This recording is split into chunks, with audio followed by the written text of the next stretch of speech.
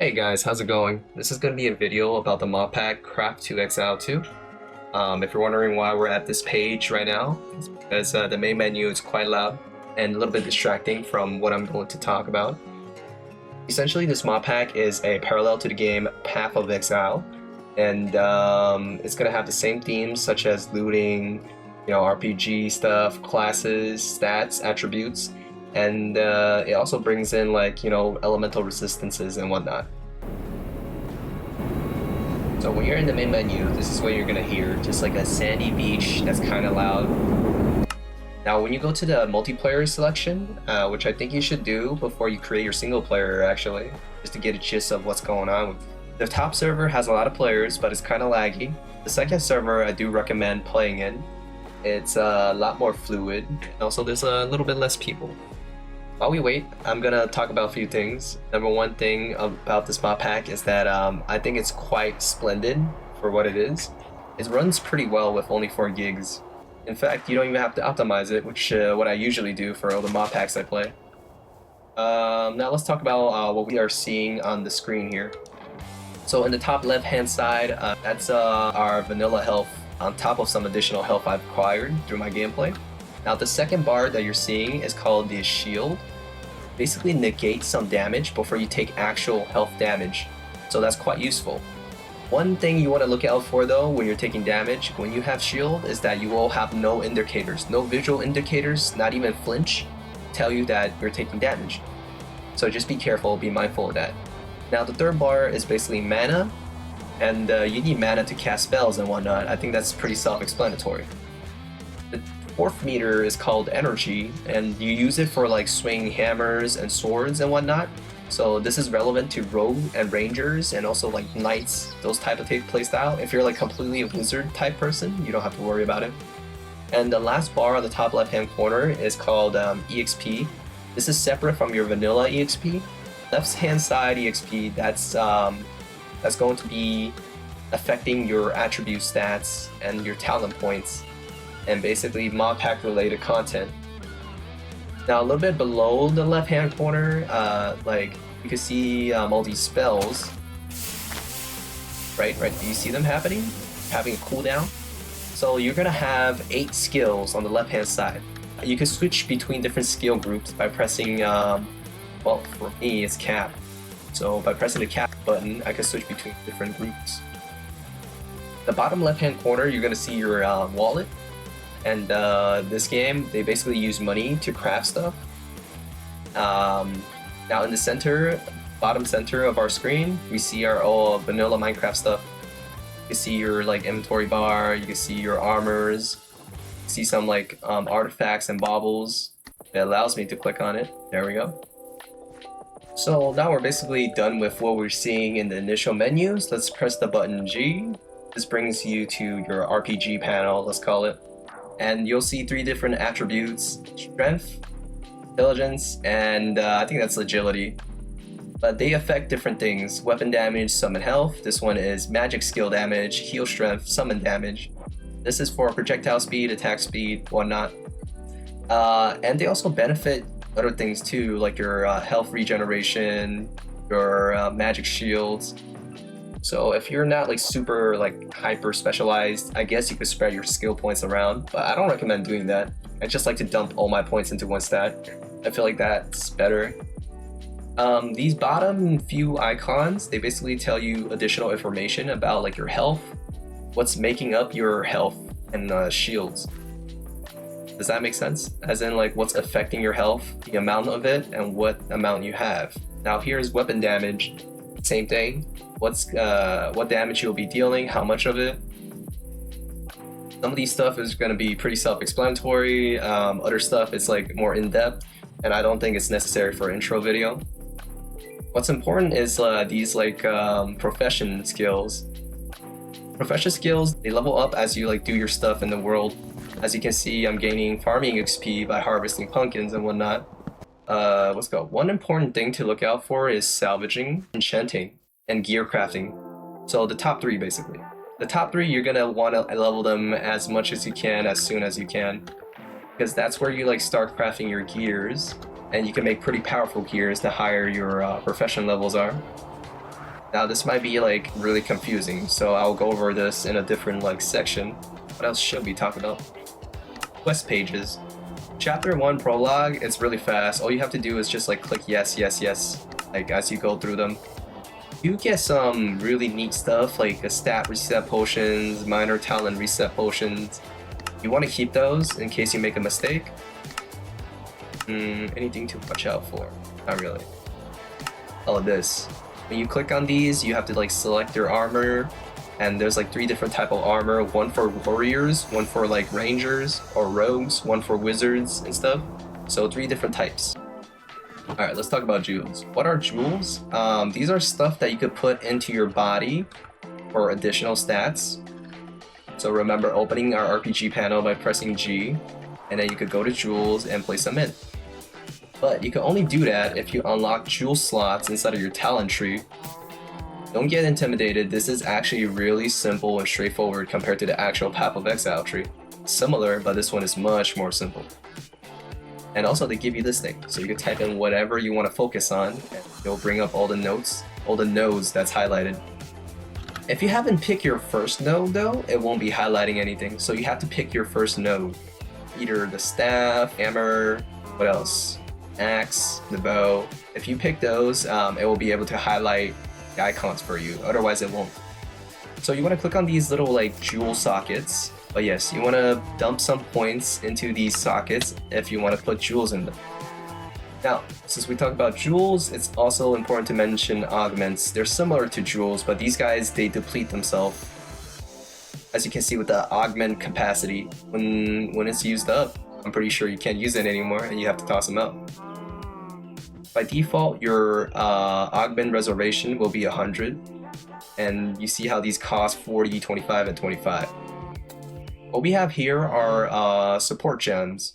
So this is a direct copy of Path of Exile, except you can only have, or 5 gems, I mean. Path of Exile, you can have 6 gems. How do you get these gem slots? Well, that's a good question, because you don't get them by default. Go to your classes page to see additional information about gem slots. Now, these support skills or support gem slots, they can be unlocked when your skill level is at 4, 7, 10, 13, and 16. Now, you won't be able to acquire them immediately because they're also gated by your character level. So look at the bottom here. It says level 1, you can only unlock 1 gem slot. When you're at level 10, you can unlock 2 gem slots. At level 20, you can unlock 3 gem slots. So not only is it gated by your skill level, it's also gated by your character level. One thing that's unique about the mod pack is that you can choose 2 classes. In Path of Exile, you can only stick with 1, really. So I chose the most broken build, which is like the Totem, the Summoner. These 2 are pretty strong because you don't need anything to like start going crazy. Yes, Necromancer Supremacy. Alright, let's go back to the skill pages. Or I should say class page.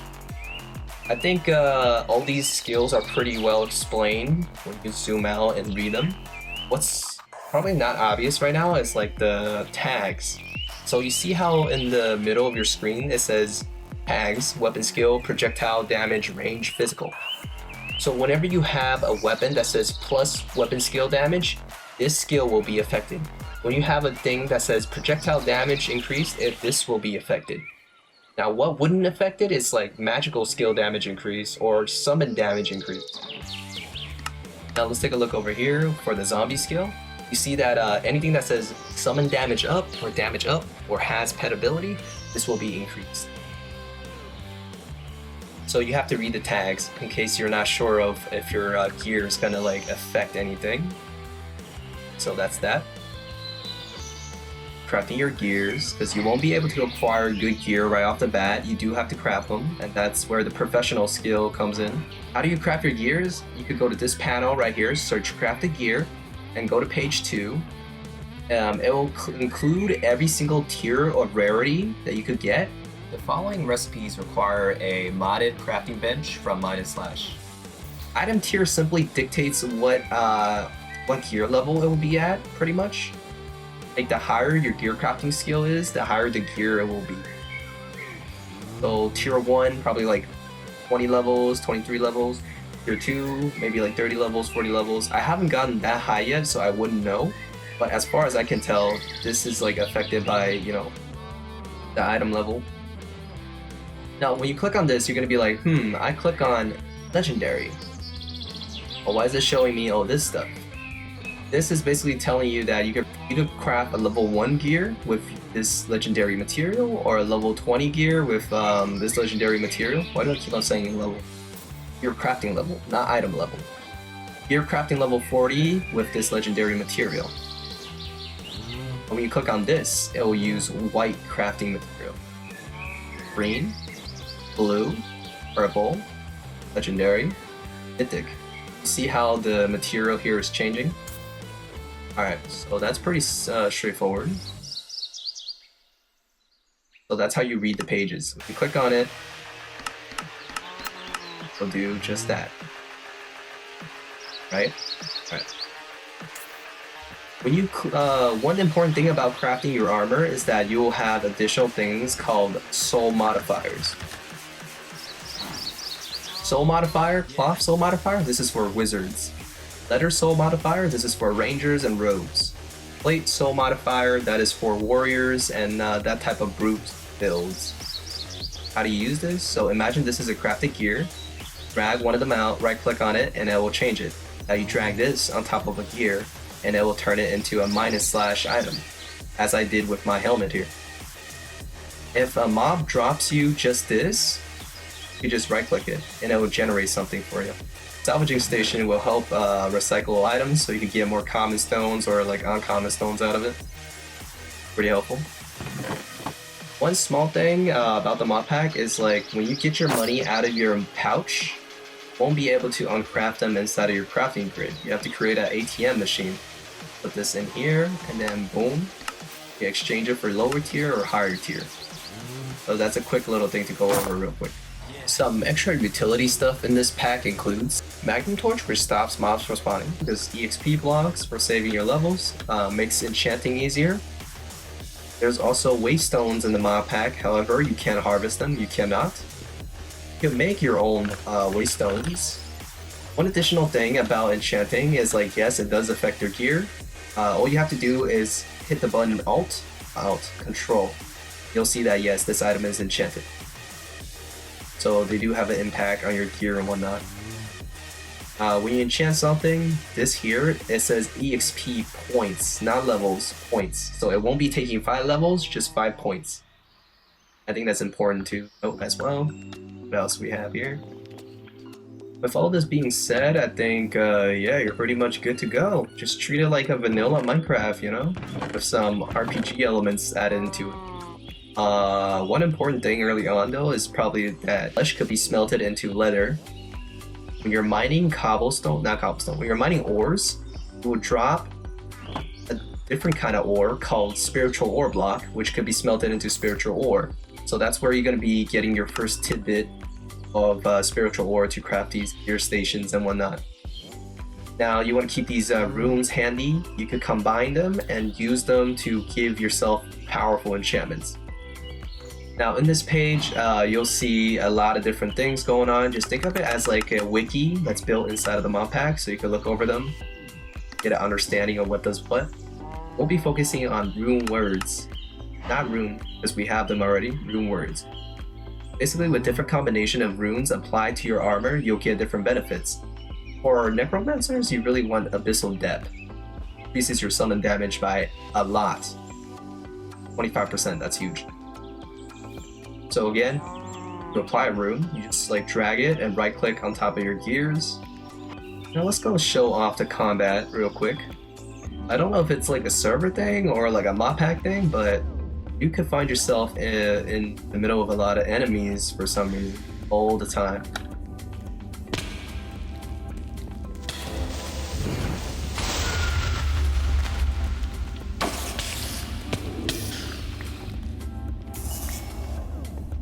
Quick little tip for totem users. These totems, if they're like hidden inside of a block, they won't be doing anything. No healing, no damaging, no nothing. So they need a line of sight to really function. Clear line of sight.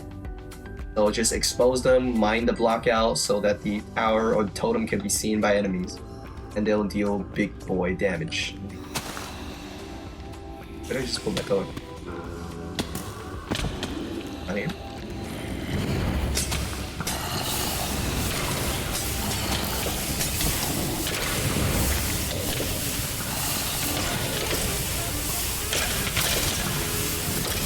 So on top of your regular vanilla enchantments, you can also use these enchantment scrolls if you can find them, guys. When you enchant your armor, it's going to say in the bottom here, enchanted, and plus whatever percent gear defense. And for weapons, I assume it's like plus whatever weapon enchant. One funny thing about enchantment is that you have to do the rarity before it in order to do the next rarity. So if you want to like apply an epic enchantment right away, you can't do that. You have to go through white, green, blue first. You have to go through these stages first.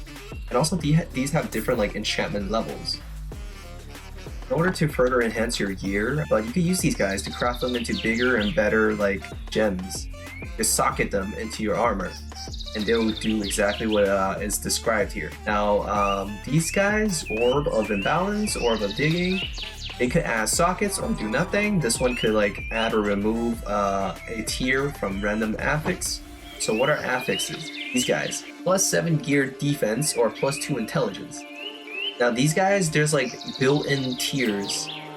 They could either give you plus 2 or plus 3 or plus 5 or plus 7. The thing goes on. And this orb helped change that. You could either add more or remove different attributes. Obviously you want to add more on something that you want. This one increase item quality. I believe more item quality gives you better damage and better defense, so that's important. This one increases gear level, but you can only use 5 times. I think there's one more orb somewhere, but I can't find it. I don't have that. But yeah, just a quick reminder.